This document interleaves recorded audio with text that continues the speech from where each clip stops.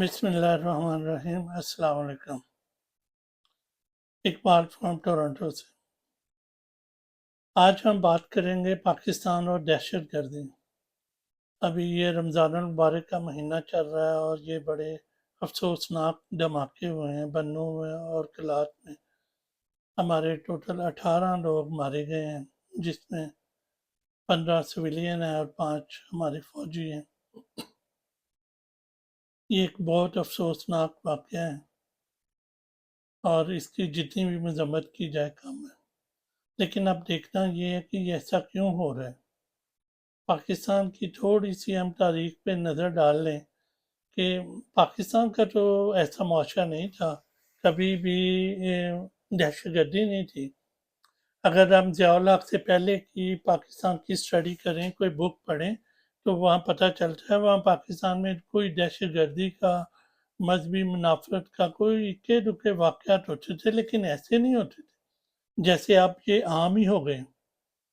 تو ضیاء الحق نے جب پاکستان کو پرائی جنگ میں جھونکا، پھر افغانستان کے لوگ یہاں آگے لاکھوں کی تعداد میں انہوں نے آ کے رہنا شروع کر دیا، اور ہم نے انہیں، ہماری حکومت نے اور ہماری فوج نے انہیں مشہور کر دیا کہ یہ مجاہد ہیں اور ہم یہ جہاد کر رہے ہیں، حالانکہ وہ امریکی جنگ تھی۔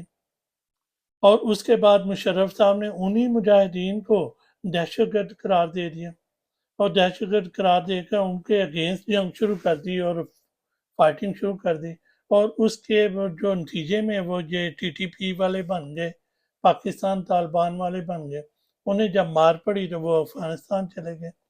جب انہوں نے F-16 سے اپنے ہی علاقوں میں، فاٹا میں اپنے علاقوں میں فائرنگ کی، تو وہاں سے پھر رد عمل آیا، اور وہ جو ظاہر ہے انہوں نے اپنا بدلہ لینے کے لیے یہ ٹیررزم شروع کر دیا۔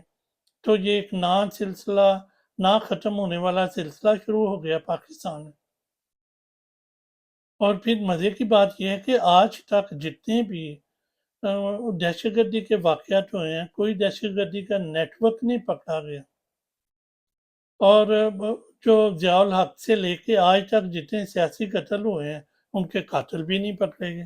لیکن امریکہ کا جو چاہے عمل کینسی ہو، چاہے ابھی یہ جو پریزیڈنٹ نے ہماری تعریف کی ہے آج کانگریس خطاب میں کہ پاکستان نے ایک دہشت گرد پکڑ کے ہمیں دے دیا ہے جس نے کابل ایئرپورٹ پہ اٹیک کیا تھا اور ہمارے 13 فوجی مارے گئے تھے۔ تو پاکستان نے نام یہی کمانا ہے کہ دہشت گردی میں ہی نام کمانا ہے، کہ جہاں نام آئے گا اس کا دہشت گردی کے ساتھ ہی نام آئے گا۔ میرے خیال میں تو پاکستان میں دہشت گردی ختم کی جا سکتی ہے، اس کا حل بہترین ہے۔ جب بھی دہشت گردی کا کوئی واقعہ ہو، آرمی چیف سے فوراً ریزائن لے لیا جائے اور وہاں کے کور کمانڈر کو جس علاقے میں دہشت گردی ہو اس علاقے کے کور کمانڈر کو پھانسی دے دی جائے۔ اور اس کے بعد دیکھنا 2-3 دفعہ ایسے کریں، اگلے 100 سال تک پاکستان میں دہشت گردی ہوگی نہیں۔ اور میرا یہ خیال ہے کہ یہ دہشت گردی بائی ڈیزائن ہو رہی ہے، پاکستان کی انٹیلیجنس ایجنسیاں جان بوجھ کر یہ دہشت گردی کروا رہی ہیں، کیونکہ وہ عمران خان کے چکر میں پاکستان اپنے اقتدار کو مستحکم رکھنے کے لیے، پاکستان پر اپنا قبضہ مستحکم رکھنے کے لیے یہ کچھ بھی کریں گے۔ اگر آپ سوچتے ہیں کہ پاکستان کی فوج جو ہے وہ پاکستان کے مفادات کا تحفظ کرتی ہے، وہ اس کے بارے میں سوچتے، نہیں، بالکل نہیں۔ وہ صرف اپنے مفادات کا تحفظ کرتی ہے، اور کیسے قبضہ قائم رکھا جا سکتا ہے پاکستان پر، انہیں صرف اس بات کی فکر ہے۔